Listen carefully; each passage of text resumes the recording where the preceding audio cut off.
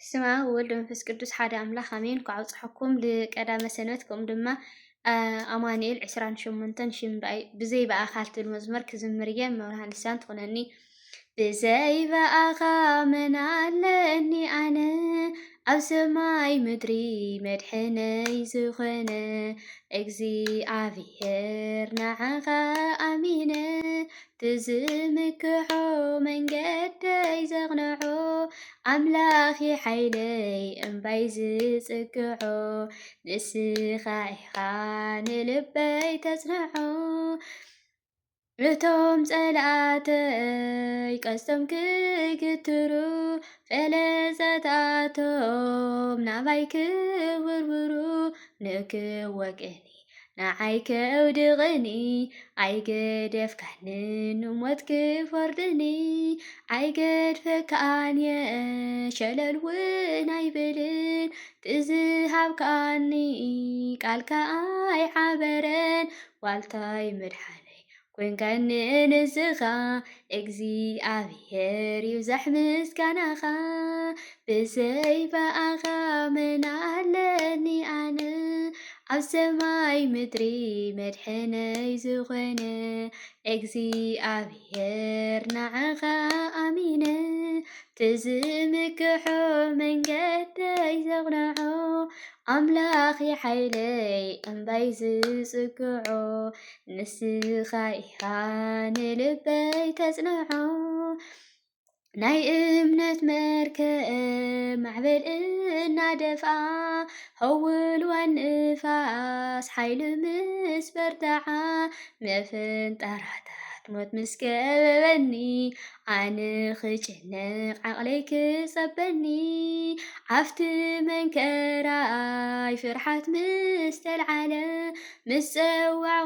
غادم زيك بابيلة حلا قويك ኣይትታኸዝንካ ኣድሒንካኒኻ ማዕበላት ከሲስካ ብዘይ በኣኻ መን ኣለኒ ኣነ ኣብ ሰማይ ምድሪ መድሕነይ ዝኾነ እግዚኣብሔር ንዓኻ ኣሚነ ትዝምክሖ መንገደይ ዘቕንዖ ኣምላኺ ሓይለይ እምባይ ዝጽግዖ ንስኻ ኢኻ ንልበይ ተጽንዖ ኣብኡ ተንእሳት ኣብ ጉድጓድ ኣናብስ ንሞት ተደርብየ ብትእዛዝ ናይ ንጉስ ኣበይ ደዓሉ ኣምላኽካ እንዳበሉ እቶም ጸላተይ ንስምካ ከቕልሉ ዋልታይ ምድሓነይ ጓሳናይ ሂወተይ ኣይሓደካኒ ሰሚዕኻ ጸለተይ እቲ ዓብዪ ምሕረት ንሰላመይ ኮይኑ ተመስገን ጎይታ ስምካ እውን ገኒኑ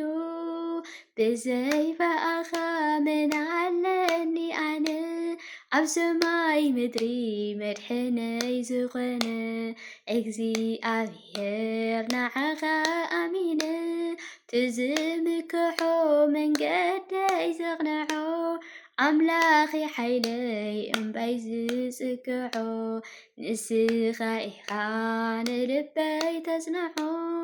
ናይ እምነት መርከብ ማዕበል እናደፍኣ هول ንፋስ ሓይሊ ምስ በርትዓ መፈንጠራታት ሞት ምስ ከበበኒ ኣነ ክጭንቕ ዓቕለይ ክጸበኒ ዓፍቲ መንከራይ ፍርሓት ምስ ተልዓለ ምስ ፀዋዕኹኻ ድምፀይ ክባቢለ ሓላኣዊየ ግን ኣይትታኸዝንኻ ኣድሒንካኒኻ ማዕበላት ከሲስካ ብዘይ በኣኻ መን ኣለኒ ኣነ ኣብ ሰማይ ምድሪ መድሕነይ ዝኾነ እግዚኣብሔር ንዓኻ ኣሚነ ትዝምክሖ መንገደይ ዘቕንዖ ኣምላኺ ሓይለይ እምባይ ዝጽግዖ ንስኻ ኢኻ ንልበይ ተጽንዖ ኣሜን። ብሩኽ ቀዳመ ሰንበት ይገረና ዘውደቕኹ ዘንጥኹም መራን ትመለለይ ወስብሐት ለእግዚአብሔር።